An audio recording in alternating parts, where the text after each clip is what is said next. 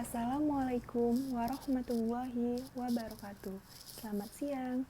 Perkenalkan, nama saya Aulia Bella Marinda dari kelas Palembang dan di sini saya dari kelompok 3 ingin memaparkan sebuah materi yaitu teori perkembangan humanistik dari mata kuliah perkembangan peserta didik yang diampu oleh Ibu Retno Susanti.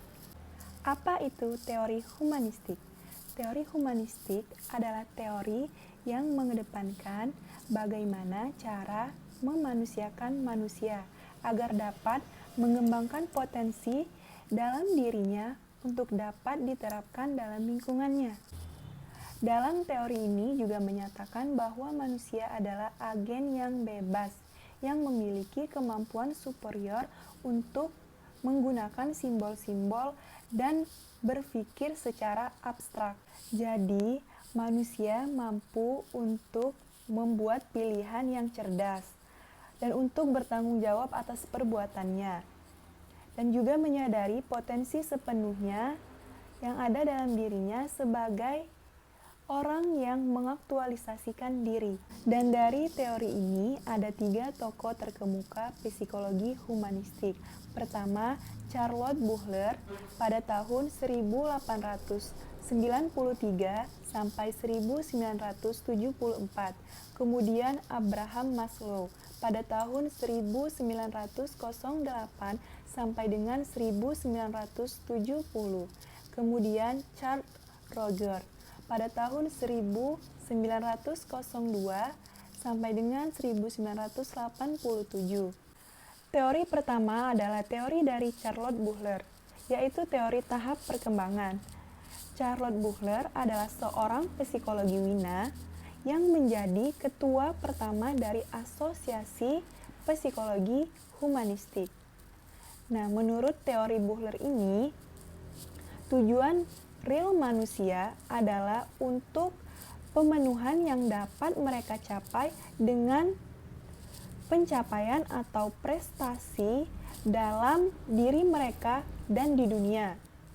Dan juga Buchler ini menekankan bahwa peran aktif yang dimainkan oleh manusia adalah melalui inisiatif mereka sendiri dalam memenuhi tujuan.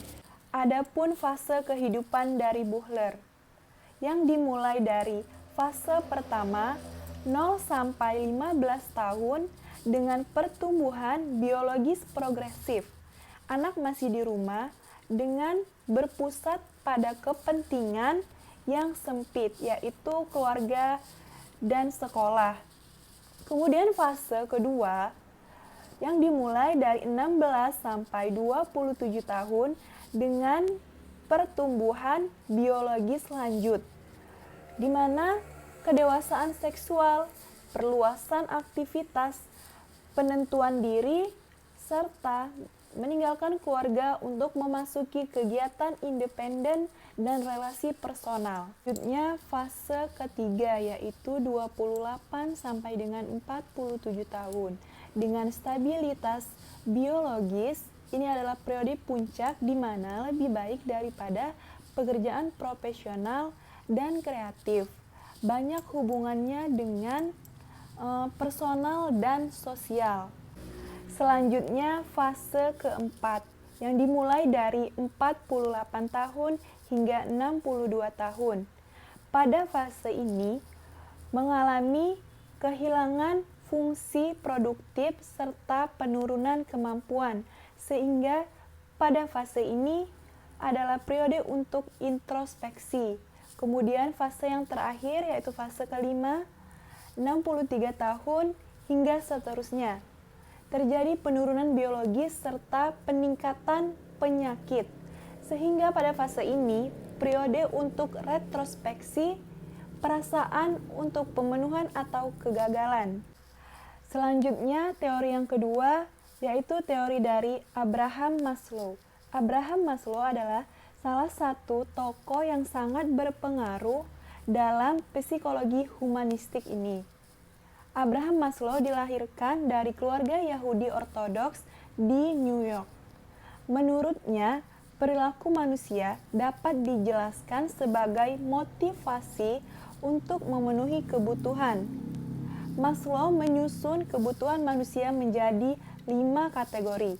Yang pertama, kebutuhan fisiologis, yang kedua, kebutuhan akan keamanan, dan ketiga, kebutuhan untuk cinta dan kepemilikan, kemudian kebutuhan penghargaan, serta kebutuhan aktualisasi diri. Menurut Maslow, urusan pertama kita sebagai manusia adalah untuk memenuhi kebutuhan hidup yang dasar, seperti makanan, air, dan perlindungan dari bahaya.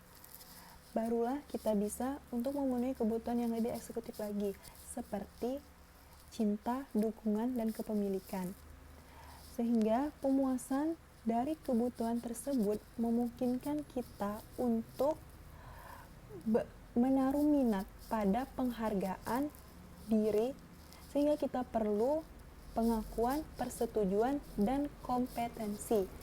Hingga akhirnya, jika kita bisa tumbuh dengan cukup makanan, rasa aman, serta kasih sayang, dan dihargai, kita lebih mungkin menjadi orang yang mengaktualisasikan diri, yang telah memenuhi potensi kita. Menurut Abraham Maslow ini, aktualisasi dirilah kebutuhan tertinggi yang merupakan puncak dari hidup. Selanjutnya, teori dari Chad Rogers, yaitu teori pertumbuhan personal. Chad Rogers dibesarkan dari keluarga yang sangat religius.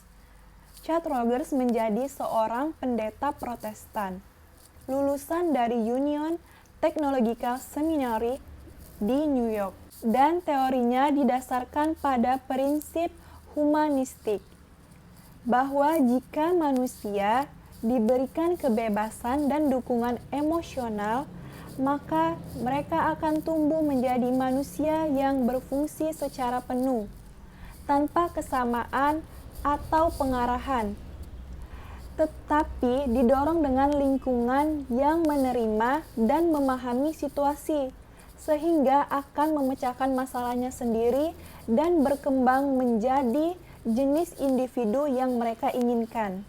Menurut Rogers, kita memiliki dua self atau diri. Yang pertama, diri yang kita rasakan saat ini atau persepsi kita terhadap diri kita yang sesungguhnya. Yang kedua, diri kita ideal atau diri yang kita inginkan.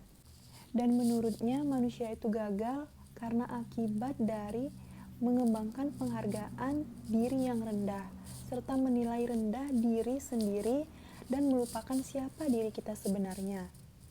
Jadi, peranan teori humanistik ini terhadap perkembangan manusia adalah teori ini mengajarkan kita untuk percaya terhadap diri sendiri dan menerima tanggung jawab untuk pengembangan potensi diri dengan sepenuhnya.